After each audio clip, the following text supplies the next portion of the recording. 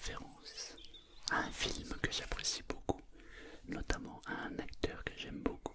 Si tu suis la chaîne, tu vas vite comprendre de qui il s'agit. Et ensuite, je vais te raconter deux anecdotes, deux histoires d'oiseaux que j'ai vécues personnellement. Alors, déjà, j'aime j'aime les oiseaux, moi. Moi, j'aime beaucoup les oiseaux. Mais en fait, ce que j'aime pas chez les oiseaux, c'est le bec. Parce que ça craque sous les dents, le bec. Bon, c'était une petite parenthèse. Non, en fait, je vais vous raconter une histoire d'anecdote d'oiseaux. Je sais pas si vous savez, mais il y a des tribus anciennes qui prêtent et qui prêtaient, qui prêtent encore certainement beaucoup d'attention aux oiseaux. On dit que l'oiseau est un messager et que si on fait attention à ce à quoi il veut nous parler ou nous montrer, alors il y a un message derrière l'oiseau. Il y a quelques années de ça, je me posais une question spirituelle. Une question qui me taraudait l'esprit pendant pas mal de temps. J'ai dû me prendre la tête peut-être pendant 6 mois ou peut-être un peu plus. À cette époque,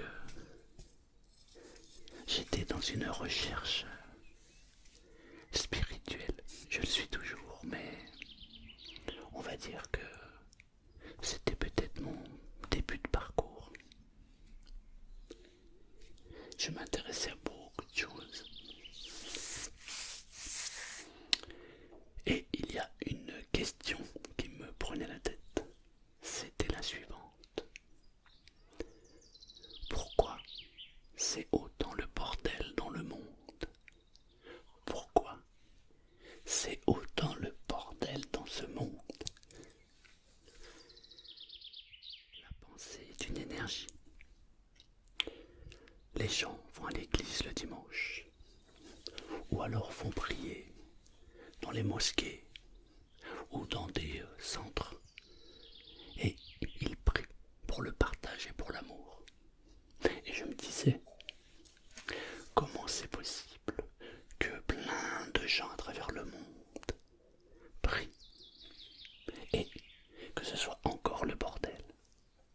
Et je me prenais la tête avec cette question. Alors je vous vois déjà venir. Quel est le rapport avec l'oiseau? Eh bien, c'est très simple. Il y a plusieurs années de cela, j'étais un jeune homme.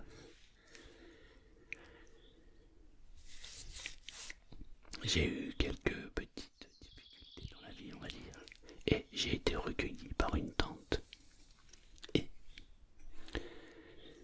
il s'est passé un certain nombre d'années, je n'avais plus du tout de nouvelles de cette tante. Et un matin, je tenais une agence immobilière avec mon épouse.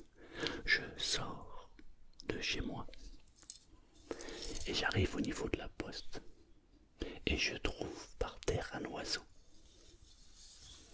Et cet oiseau me regarde. Je m'arrête, je le regarde.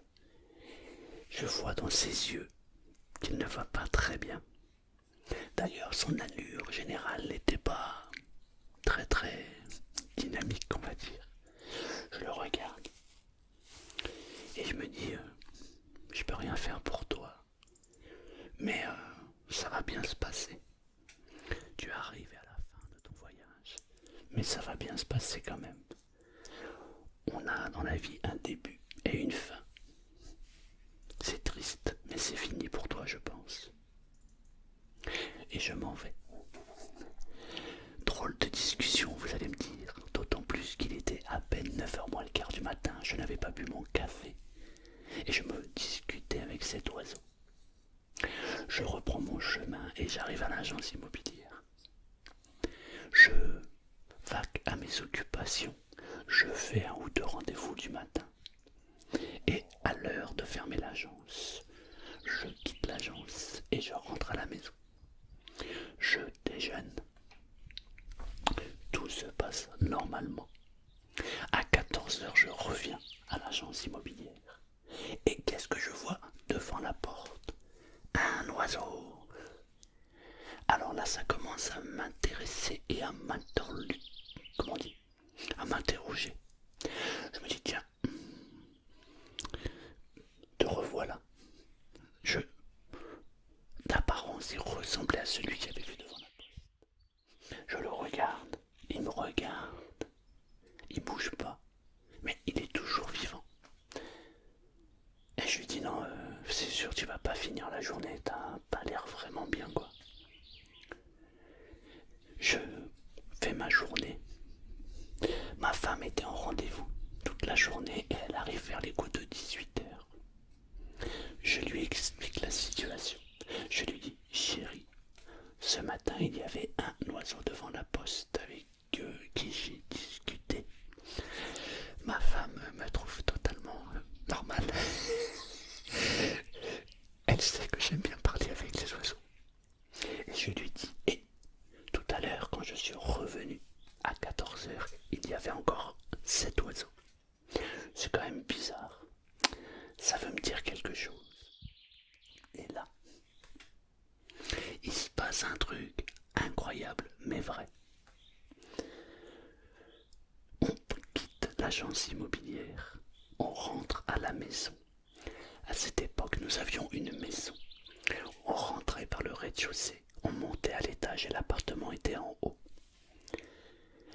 Ma femme ouvre la porte, elle commence à monter les marches et arriver au milieu des marches. Tadam! L'oiseau.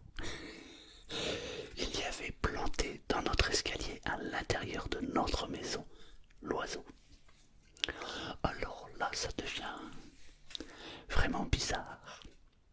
Ma femme me dit, chérie, il y a un oiseau.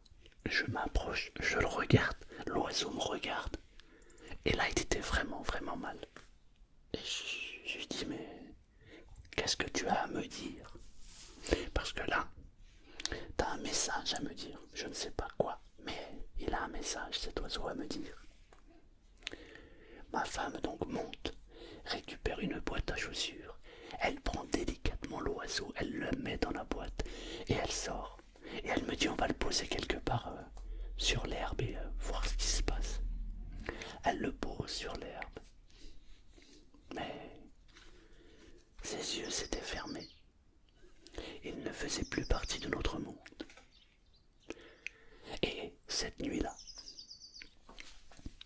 je me pose plein de questions. Et avec ma femme, on discute. Qu'est-ce que ça veut dire que cet oiseau?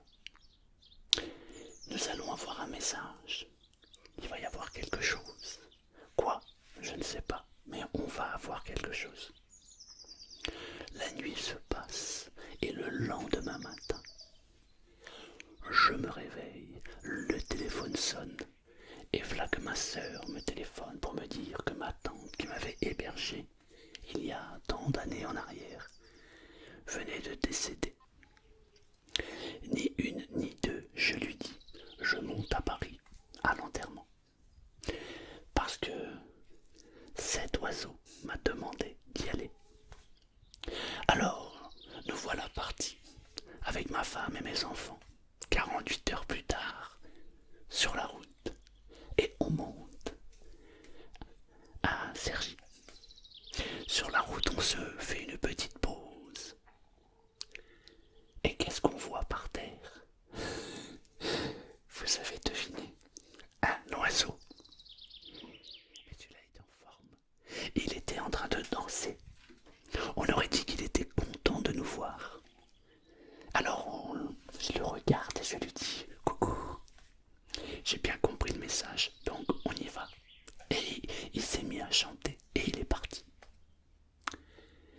Alors, pourquoi je vous raconte ça?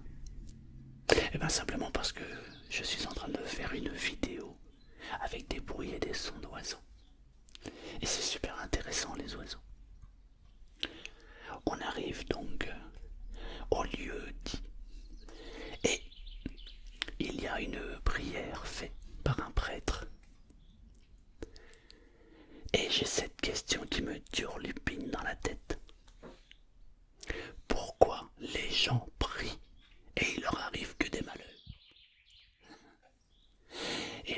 quand c'est arrivé, lorsque monsieur le curé a fait ce qu'il avait à faire, à un moment donné, il a dit blabla, blablabla, blablabla, blablabla. Ne nous soumets pas à la tentation. Et là, je me suis levé et j'avais envie de crier parce que j'ai eu la révélation. Ne nous soumets pas à la tentation. Cette petite phrase ne veut rien dire et pourtant,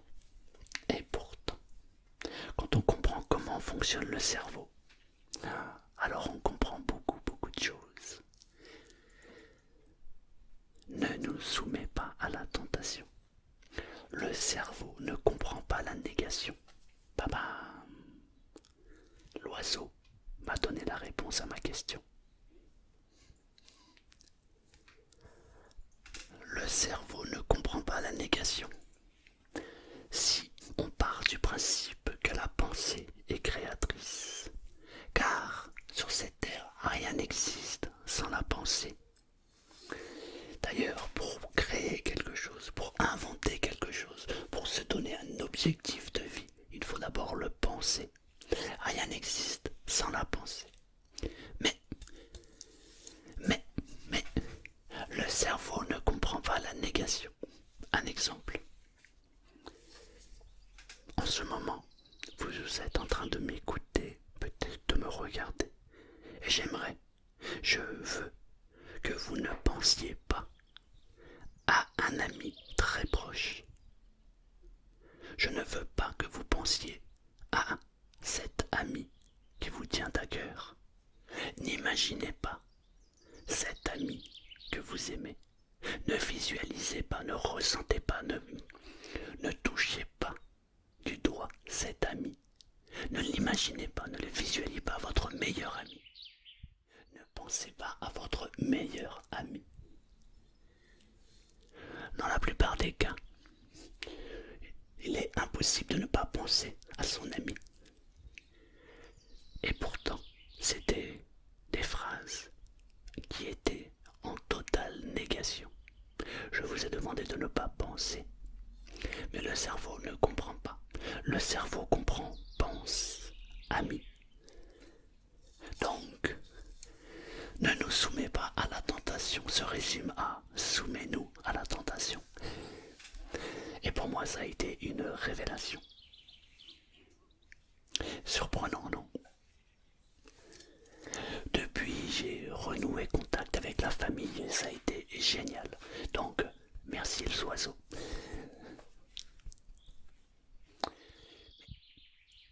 J'ai plein d'autres anecdotes avec les oiseaux. Par exemple, je suis sûr que ça vous est déjà arrivé. Vous êtes au volant de la voiture et un oiseau passe devant votre voiture. Eh bien, prêtez-y attention la prochaine fois. Quand un oiseau passe devant la voiture, je ralentis immédiatement.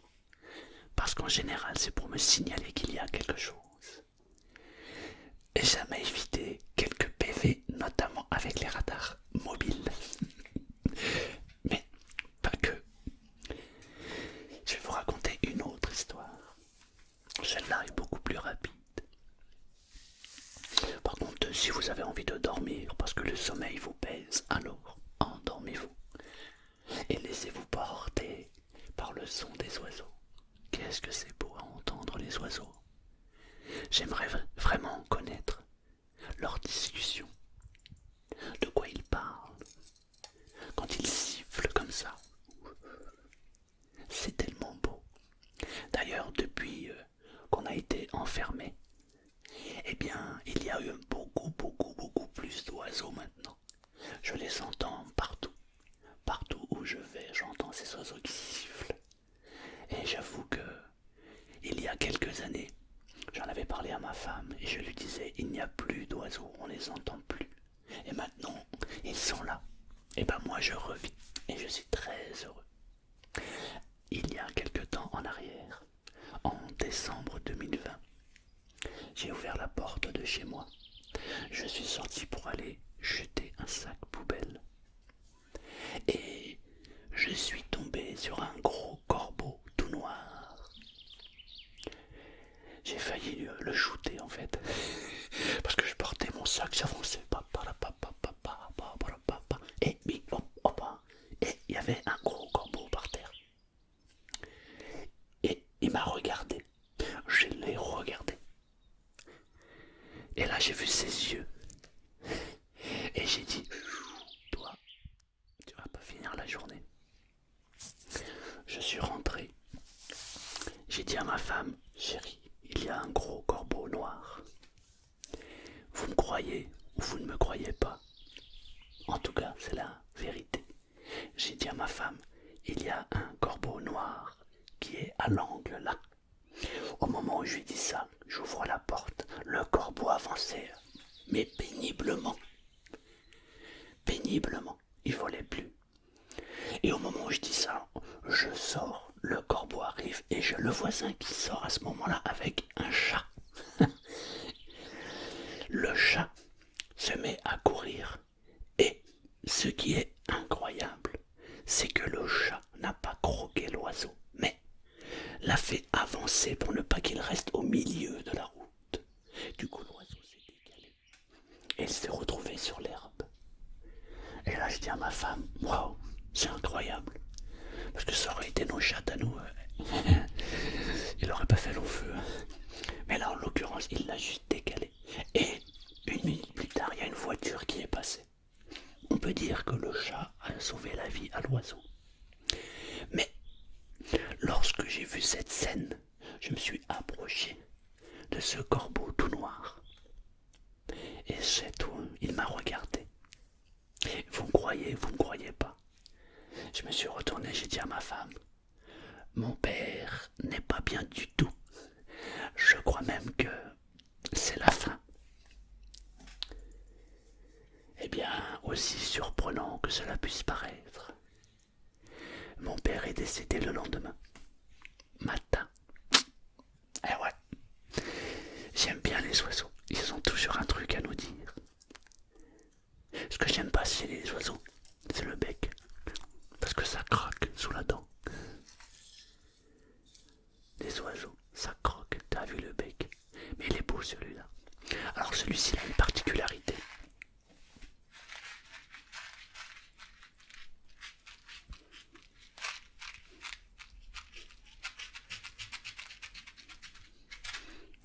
C'est qu'en fait, on peut le faire déplacer. Et alors, quand je m'en sers et qu'il y a des enfants, c'est trop rigolo.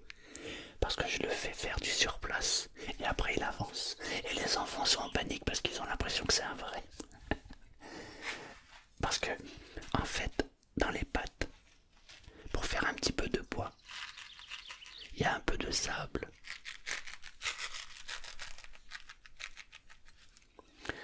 Voilà. C'était une vidéo pour dormir. Le problème, c'est que quand tu commences à écouter mes histoires, eh ben, c'est pas sûr d'avoir le sommeil. Quand on est passionnant, on est passionné. Quand on est passionné, on devient passionnant. Trouve une passion et tu vas voir, c'est un régal. Voilà, je voulais te partager mes histoires d'oiseaux. J'en ai encore plein. Mais quand on fait attention aux signes et qu'on est connecté avec tout, il se passe tellement de choses magnifiques.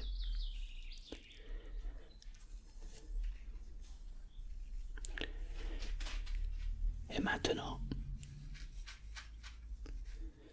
il est l'heure de dire bonne nuit. Et si tu dors déjà, alors fais de beaux rêves et envole-toi avec les oiseaux.